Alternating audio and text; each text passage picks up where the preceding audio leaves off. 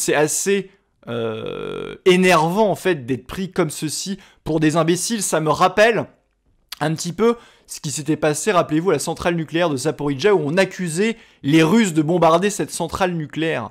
C'est vrai que les Russes vont bombarder une centrale nucléaire qu'ils occupent eux-mêmes. C'est vous dire en fait le degré de propagande absolument inouï. Et là c'est un petit peu la même chose. Les Russes saboteraient leur propre infrastructure et leur principal levier en fait de pression vis-à-vis de l'Europe de l'Ouest. Donc rationnellement, ça tient pas beaucoup la route.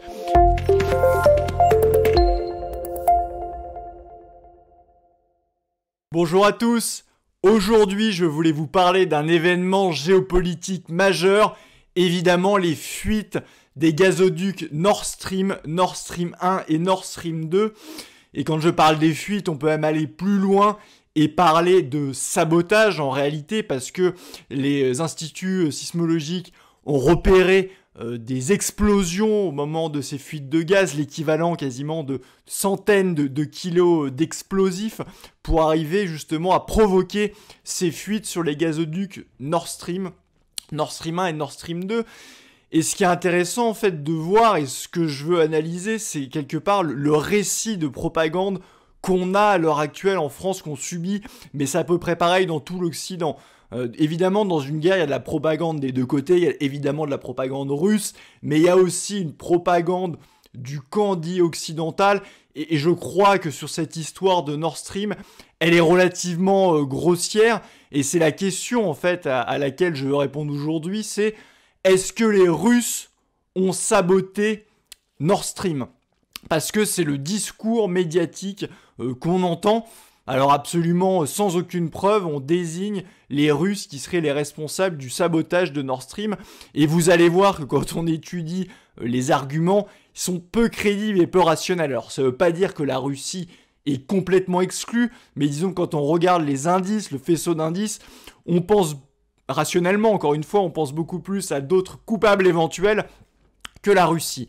Donc Nord Stream, qu'est-ce que c'est ? Vous savez, il y a deux gazoducs. Le premier qui avait été construit, c'est Nord Stream 1, et le deuxième Nord Stream 2, les deux ayant vocation en fait à relier directement le gaz russe à l'Allemagne sans passer par d'autres pays, puisque vous savez que quand on passe par d'autres pays, eh ben, il y a des royalties qui sont payées, donc ça permet à l'Allemagne d'avoir un gaz à un coût moins important et de la même façon d'avoir moins de coûts côté russe. Donc en fait, quels sont, quand on regarde les arguments de ce sabotage, quels sont les arguments qu'on entend pour dire que la Russie pourrait être le coupable, du moins ce qu'on entend dans la bouche de nos éditorialistes, pseudo-experts et autres qui nous disent évidemment c'est la Russie. Le premier argument en réalité que l'on entend, c'est de dire la Russie aurait fait ça pour avoir une hausse des prix du gaz. D'accord ? Sauf que c'est complètement stupide parce que pour avoir une hausse du prix du gaz, il suffit de faire un petit peu comme ce qu'ils font à l'heure actuelle, c'est-à-dire que vous coupez les robinets. Vous n'avez pas besoin de torpiller une infrastructure qui vous a coûté près de 15 milliards d'euros. Alors ça se retrouve très facilement. Le coût de construction de Nord Stream 1 était d'environ 6 milliards d'euros. Le coût de construction de Nord Stream 2 était d'environ 9 milliards d'euros.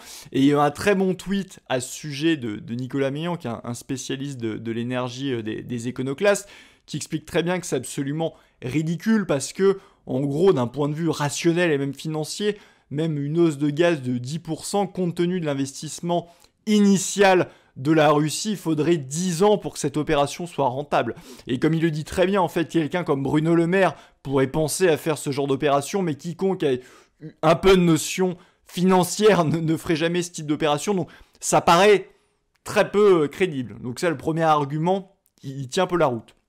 Le deuxième, c'est de dire que en fait la Russie aurait fait ça pour avoir un cas de force majeure et éviter de payer des amendes sur les coûts de rupture du contrat. Là aussi, ça tient difficilement la route quand on étudie la question parce que la Russie, en fait, avait déjà arrêté les gazoducs et le cas de force majeure existait puisqu'il expliquait en réalité que de par les sanctions des pays occidentaux vis-à-vis de la Russie, ils ne pouvaient pas avoir le matériel nécessaire pour maintenir les gazoducs. Et donc, ils arrêtaient de servir l'Allemagne. Et d'une manière générale, de toute façon, ils pouvaient faire exactement comme ce que font les Occidentaux, à savoir dire, comme il y a des sanctions, on ne livre pas le gaz. C'est exactement la même chose. Donc, il n'y avait pas besoin, encore une fois, de torpiller un actif de l'ordre de 15 milliards d'euros. Et surtout, il n'y a pas en réalité que le coût financier, c'est-à-dire que les gazoducs Nord Stream sont aussi un des principaux leviers, en fait, géopolitiques de la Russie vis-à-vis de l'Europe de l'Ouest. C'est-à-dire que le moyen de pression, c'est d'avoir ces gazoducs et de pouvoir dire à l'Allemagne, j'ouvre ou je ferme le robinet. Quand vous torpillez l'infrastructure, et d'ailleurs des spécialistes disent que si ça se trouve, les dégâts sont tels que ça ne pourra pas être réparé, et même si ça devait être réparé, ça va prendre des années. Donc en fait, il s'enlève un moyen de pression considérable vis-à-vis de l'Europe de l'Ouest, et en particulier l'Allemagne, dont on sait que c'est l'Allemagne qui dirige en grande partie l'Union européenne, avec notamment une Allemande, Ursula von der Leyen, même si elle travaille bien souvent pour les intérêts américains, qui est à la tête de la Commission européenne. Donc là aussi, l'argument tient difficilement la route, le deuxième argument. Le troisième argument, et d'ailleurs le quatrième, qui sont un petit peu liés, qu'on a entendu, et même le cinquième, la réponse va être un petit peu la même. On a entendu un autre argument qui consistait à dire que finalement, ce serait un avertissement de la Russie avant une éventuelle escalade nucléaire. On a aussi dit que ce serait un avertissement de la Russie pour dire « Regardez, nous avons les moyens techniques, technologiques pour torpiller, si on le souhaite aussi, le gazoduc Baltic Pipe qui relie la Norvège à la Pologne. » Et le cinquième argument qui est un petit peu lié, c'est de dire, regardez, il s'agirait de faire diversion quant aux référendums qui ont eu lieu pour annexer les régions ukrainiennes, vous le savez, les régions de Donetsk, Lugansk, Kherson et Zaporizhzhia.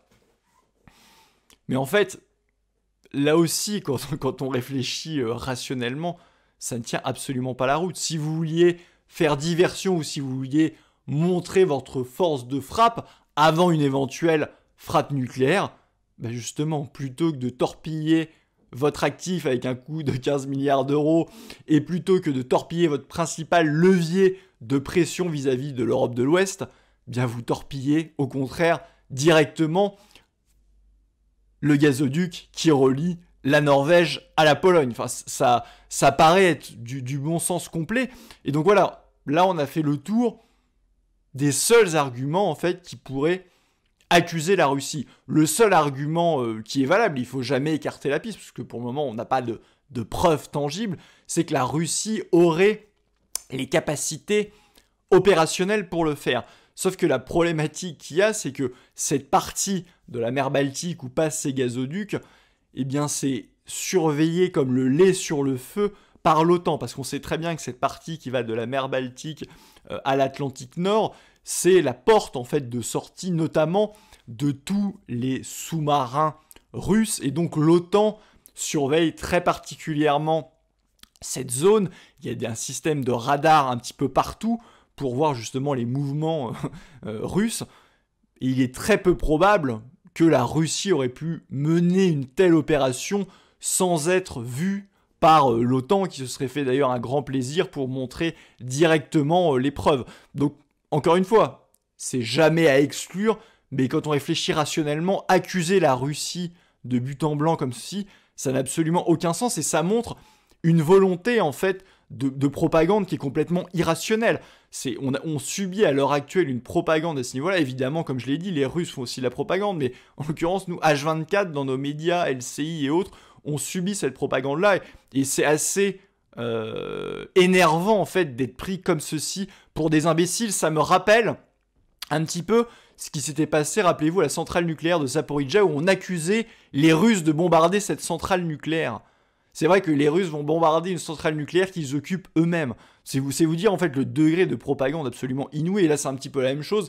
Les Russes saboteraient leur propre infrastructure et leur principal levier en fait de pression vis-à-vis de l'Europe de l'Ouest. Donc rationnellement, ça tient pas beaucoup la route. Et quitte à accuser d'ailleurs quelqu'un, même si encore une fois, moi j'accuse personne à 100% parce que nous n'avons pas de preuves formelles à l'heure actuelle. Mais les faisceaux d'indices, quand il y a un crime, généralement il faut un alibi et un crime profite à quelqu'un, sinon le crime n'a pas lieu. Bon, que ce soit quelque chose de complètement irrationnel évidemment. Sauf que quand on regarde qui a intérêt et qui n'a jamais voulu en fait de ces gazoducs Nord Stream, ça n'accuse pas du tout la Russie. On pense beaucoup plus à la Pologne, l'Ukraine, mais surtout les États-Unis, qui n'ont jamais voulu en réalité de ces gazoducs Nord Stream pour la simple et bonne raison que les États-Unis, d'un point de vue géopolitique, avaient peur en fait depuis toujours que ces gazoducs rapprochent la Russie avec l'Europe de l'Ouest et quelque part les sortent du jeu et sortent aussi du jeu d'ailleurs leur gaz liquéfié qu'ils exportent à l'Europe. Et la Pologne et l'Ukraine, c'est pour des raisons différentes, je l'ai expliqué tout à l'heure. Comme le gazoduc en fait contourne ces pays-là, il ne touche pas de royalties qui sont des revenus importants pour ces pays-là, surtout pour un pays très pauvre comme l'Ukraine, d'ailleurs relativement corrompu, qui vit pas mal de ce passage de gazoduc. Il y a déjà un gazoduc qui existe, le gazoduc Fraternité. Vous pouvez voir tous les réseaux de gazoducs à travers l'Europe. Il y en a un qui passe par l'Ukraine. Donc ces pays-là, d'un point de vue alibi, ont beaucoup plus intérêt. Et si on se penche sur les États-Unis, c'est quelque part, le faisceau d'indices est encore plus important. Alors, je ne dis pas que c'est à 100%, mais s'il y avait une suspicion à avoir et que les médias pourraient mettre en avant, ce serait plus finalement les États-Unis que la Russie. Pourquoi ? Déjà, il faut savoir que du temps de l'URSS, les États-Unis ont déjà torpiller un gazoduc qui reliait l'URSS à l'Allemagne. Ça a été fait en 1982 et on a appris ça par un ex-conseiller de Ronald Reagan qui a quelque part avoué le crime. Et de toute façon, c'est toujours d'un point de vue géopolitique, les États-Unis n'ont jamais voulu, en fait, de ces gazoducs. Donc déjà, d'un point de vue alibi, c'est plus crédible. Il y a un autre point, c'est qu'ils ne voulaient tellement pas de ces gazoducs que les États-Unis, de toute façon, sanctionnaient à partir de 2017 les entreprises, notamment les entreprises allemandes, qui participaient à la construction de Nord Stream 2 parce qu'ils ne voulaient absolument pas de ce deuxième gazoduc. Comme c'était difficilement applicable, ça avait été levé en 2021, mais les sanctions avaient été à nouveau remises en février 2022. Donc les États-Unis ne voulaient pas de ce gazoduc. Il y a des déclarations des responsables américains qui là aussi sont assez troublantes et vont en réalité dans ce sens-là. Vous aviez notamment l'inénarrable Victoria Nuland, vous savez, c'est celle qui a participé au renversement de Maïdan, qui avait la fameuse écoute téléphonique où elle disait « fuck the EU ». Cette dame, le 27 janvier 2022, elle était questionnée sur Nord Stream et elle a dit que de toute façon, si la Russie continuait ses mouvements vis-à-vis de l'Ukraine, Nord Stream 2 n'aurait pas cours d'une manière ou d'une autre. Donc c'est une menace, quelque part, qui était assez claire, et vous pouvez le voir dans la vidéo qui suit. With regard to Nord Stream 2, we continue to have very strong and clear conversations with our German allies, and I want to be clear with you today. If Russia invades Ukraine, one way or another, Nord Stream 2 will not move forward. Autre vidéo, c'est celle du président des États-Unis, Joe Biden, qui lui, le 7 février 2022, allait quelque part plus loin, parce qu'il expliquait au début un petit peu la même chose que Victoria Nuland. Il expliquait que finalement, la Russie, si la Russie envahissait l'Ukraine, Nord Stream 2, c'était fini, quoi qu'il arrive. Et il y a une journaliste qui a fait son travail, qui a dit « Mais vous savez, le projet appartient à l'Allemagne, ce n'est pas les États-Unis. Comment vous comptez faire pour arrêter ce projet de Nord Stream 2 ?» Et il lui a répondu, en gros, on a les moyens de le faire, quoi qu'il arrive. Regardez la vidéo qui est sous-titrée, c'est assez éclairant. First, if Russia invades, that means tanks or troops crossing the border of Ukraine again. Then there will be no longer Nord Stream 2. We will bring an end to it. How will you do that exactly, since the project and control of the project is within Germany's control? We will, I promise you, we'll be able to do it. Il y a d'autres éléments qui sont, qui quelque part, des faisceaux d'indices qui pointeraient plus la culpabilité sur les États-Unis que sur la Russie. C'est le fait qu'évidemment, comme je vous l'ai dit, la zone est très surveillée et les Américains ont réalisé en fait des exercices militaires près de cette île de Bornholm. Vous savez, c'est cette île qui est danoise, mais qui est en réalité proche des côtes suédoises. C'est vers cette île qu'il y a eu ces fuites de gaz. Eh bien, les États-Unis, en juin 2022, ont réalisé des exercices militaires, notamment avec des drones sous-marins qui sont suspectés d'avoir réalisé cette base besogne en juin 2022. Donc là aussi, encore une fois, ça ne veut pas dire que les États-Unis l'ont fait, mais s'il y a quelqu'un à pointer, c'est plus les États-Unis que la Russie, d'autant plus qu'il y avait le Warfare, le Undersea Warfare Center Newport qui était là pendant ces exercices, et c'est l'Institut américain spécialisé dans les sous-marins, donc c'était l'artillerie lourde qui était sortie. Et en septembre 2022, donc juste avant les fuites de gaz, eh bien, ce sont des hélicoptères, là aussi des États-Unis, qui survolaient la zone et cette fameuse île de Bornholm. Donc tout ceci, en réalité, montre bien que le faisceau d'indices, si on est rationnel, si on ne fait pas de la propagande, n'accuse pas, de prime abord, la Russie. Il y a un autre point qui est intéressant, c'est la déclaration d'un député européen, mais qui n'a pas ça seulement comme pédigré, un Polonais, qui s'appelle Radek Sikorski. C'est quelqu'un qui est très proche des intérêts américains, encore plus que Robert Ménard chez nous. Eh bien, ce Radek Sikorski, qui est, je vais faire son pédigré avant de vous donner sa déclaration et ce qu'il a fait. Je l'ai dit, parlementaire européen, à l'heure actuelle, c'est le chef de la délégation d'amitié franco-britannique, et c'est surtout aussi le responsable de la délégation et de l'amitié entre les États-Unis et l'Union européenne. C'est d'ailleurs sa femme qui est aussi très très proche d'intérêts placés américains, et ce monsieur, c'est quand même l'ancien ministre des Affaires étrangères de la Pologne, c'est d'ailleurs aussi l'ancien président de l'équivalent de l'Assemblée nationale polonaise. Mais ce monsieur, très proche des intérêts américains, très informé, le 27 septembre, il a publié un tweet en montrant la fuite de gaz, et il disait « Merci les États-Unis ». Le plus amusant, c'est qu'il a supprimé ce tweet le 29 septembre. Donc voilà, les indices en réalité vont beaucoup plus dans le sens des États-Unis, même si ça reste à prouver, que de la Russie. Et il y a un point qui est fondamental là-dedans, c'est que, comme je l'ai dit, Nord Stream, c'est le principal levier de pression de la Russie, notamment pour ramener tout le monde à la table de négociation.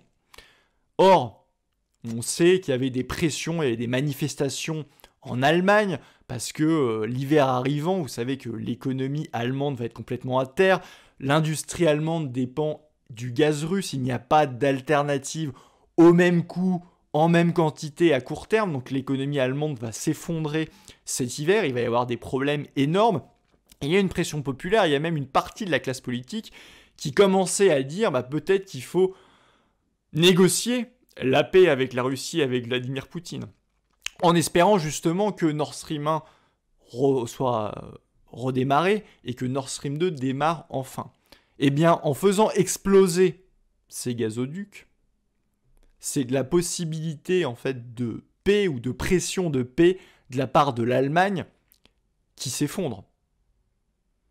Les États-Unis, eux, de leur côté, ils sont pas embêtés par les sanctions russes, ils ont leur propre gaz, c'est pas eux qui vont souffrir. On peut même aller plus loin que les États-Unis, ça fait un moment qu'ils étaient gênés par la puissance industrielle allemande et ils sont pas mécontents, à mon avis, de pouvoir récupérer des activités que faisait l'Allemagne. Donc les États-Unis sont complètement gagnants là-dedans, d'autant plus que la connexion entre la Russie et l'Europe étant en grande partie finie avec le sabotage de Nord Stream, ils vont pouvoir exporter leur gaz liquéfié, qui est beaucoup plus cher, d'ailleurs au passage beaucoup plus polluant, vers l'Europe.